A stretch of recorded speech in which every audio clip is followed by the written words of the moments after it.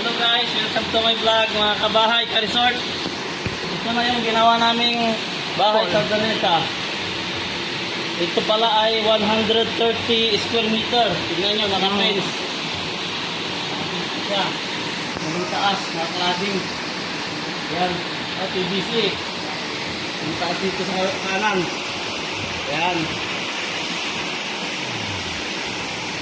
So, tignan natin yung swimming pool. So, anong size ng swimming pool? Itong swimming pool natin ay 15 square meter. 5 feet deep. Ayan o. May falls na rin siya. Ayan guys, may falls. Ito, ipagpatayan ng falls niya o.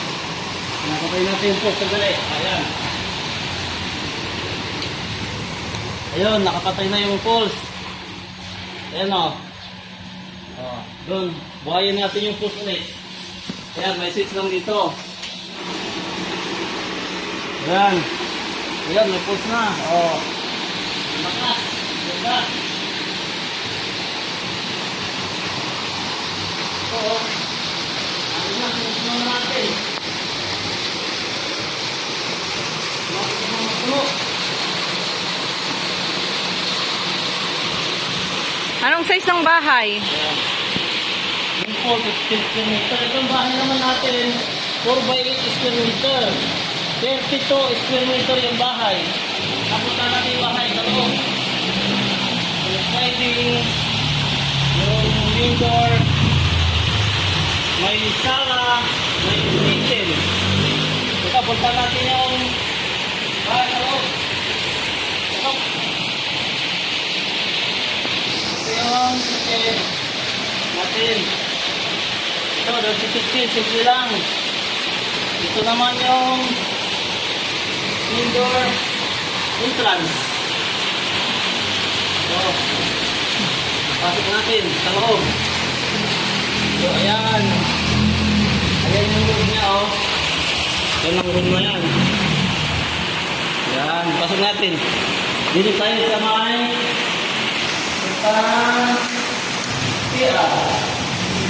Dito yung tira natin. So, yan, CR. Mayroon siyang lababo, shower, saka toilet bowl. Ayan yung CR natin. Ilaw. Ayan. Ito labas. Ito, simple lang mini resort. Dito tayo sa exit naman sa ating balcony. Dito ang inuman. O yan. Ito ang inuman. O. Nakakanda ka falls. Dito o. Nakaupo ka lang dito. Yan na yung falls. Nasikin po natin. So, ayan guys. Itong lote, 130 square meter. Marami na siyang magagawa o. May parkingan. May pool. May bahay na.